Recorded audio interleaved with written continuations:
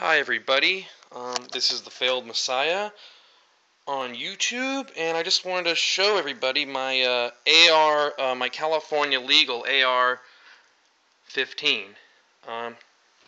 with a Magpul magazine. So basically, this is my first ever gun ever. I've never owned one until now.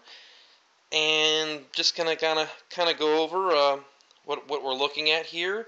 I went to the Glendale Gun Show last month, and I bought this lower here. This from New Frontier Armory. They're based in Nevada, and the lower is polymer, but the price was just so good, I could not pass up on it. It was about I think after all the background checks and everything, it was about $200 just for this lower piece right here. It comes with the stock and everything, and that's that. I have yet to shoot this rifle because you can see it's not completed yet. It doesn't have any sights on it, so that's what I'm still waiting on. And the upper is a little bit interesting compared to the other rifles, AR-15 rifles. It's an Adams Arms upper, which uses a piston system instead of direct impingement.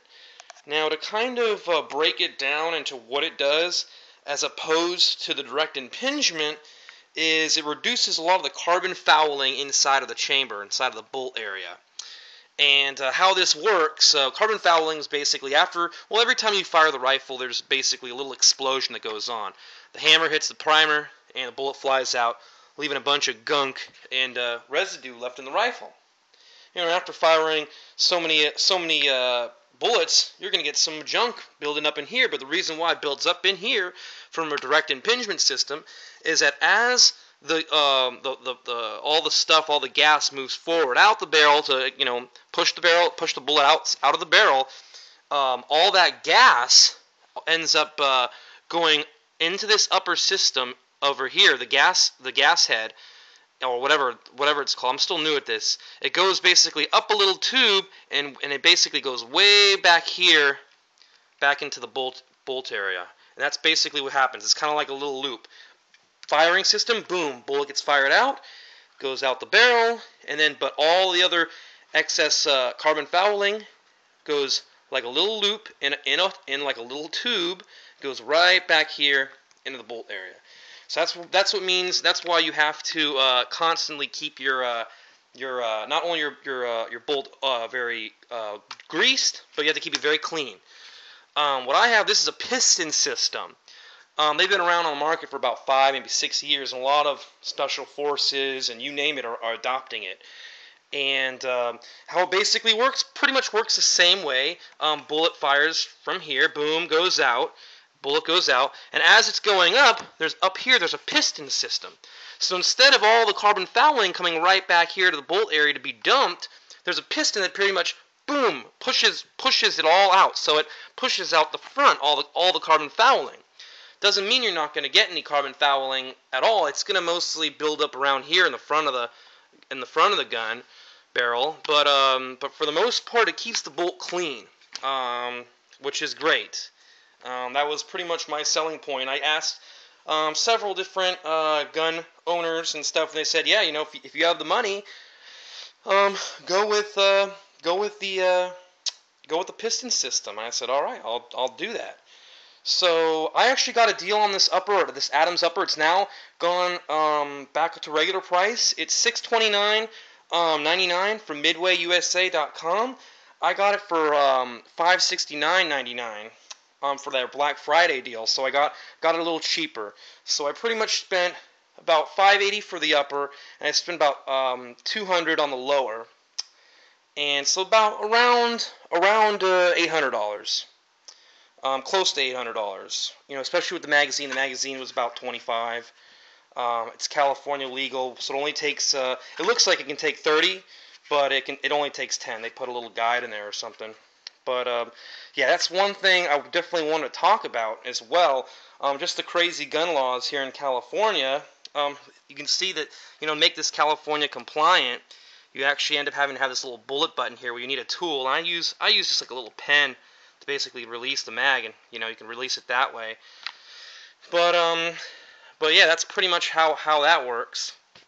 And this is such a bullshit feature where, you can pretty much put anything in there that would circumvent, like a small little magnet. They actually have something they sell called mag magnets, I think, and you put them in there, and it pretty much circumvents the whole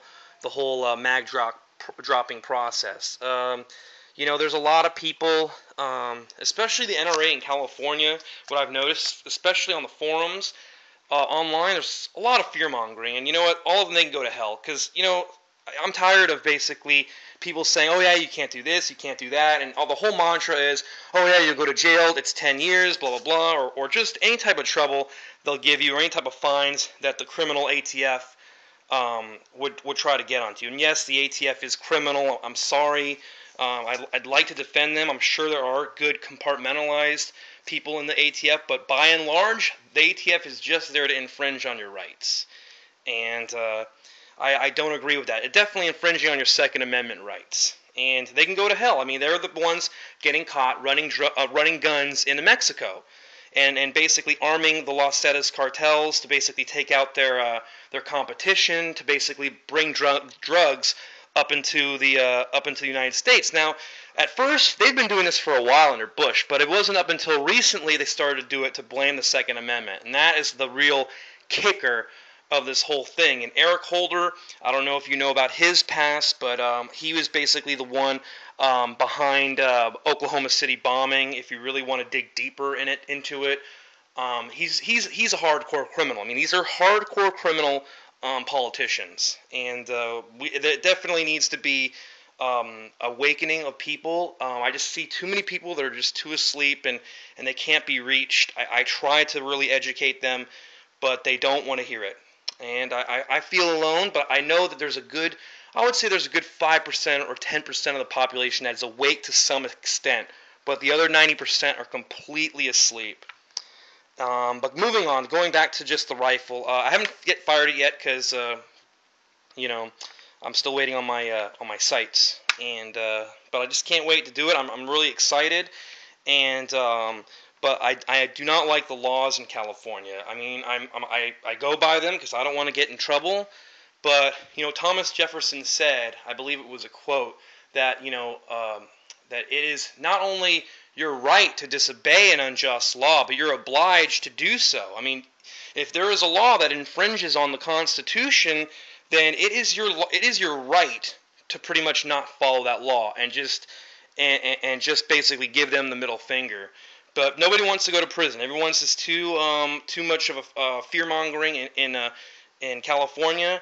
The NRA, I know for a fact here, has been infiltrated by a bunch of fear mongering gun grabbers. I mean, that's for sure. So I don't give the NRA a dime because they don't fight for any of our rights. I'm more of a Gun Owners of America type guy. So that's pretty much it. I mean, this is my first rifle, and after Obama basically got reelected, that was pretty much my something that basically a little light that went off in my head that okay, things are gonna get bad. They're gonna get bad. Maybe not within the next 4 years, but maybe sometime after that, it's going to get really bad, and especially when people keep electing people like Dianne Feinstein. I mean, this is like one of the most disgusting women I've ever seen, and I really want to talk to someone that supports Dianne Feinstein, just trying to, I don't know, enlighten me of how good they are. I can't find anyone that can, though. It's really hard. Same thing with Obama. I know people that support Obama, and I'm like, well, enlighten me. I said, please. I said, tell me why Obama is so good. I really want to know. And they just can't come up with anything. Everything I basically bring up, they just say, I don't want to talk politics with you. I know where you stand, blah, blah. I was like, no, I want enlightenment. I want to know why you support this person, this candidate. And that's not saying that Romney was any better. I didn't support him either. I was more of a Ron Paul guy, and then I went to Gary Johnson once Ron Paul bowed out. So that's pretty much my take on the whole thing, and I'll definitely bring up some more updates as time goes on. As I get my sights and as I take it to the range, I will definitely give a full-on review of how it functions. I can't wait. Thank you.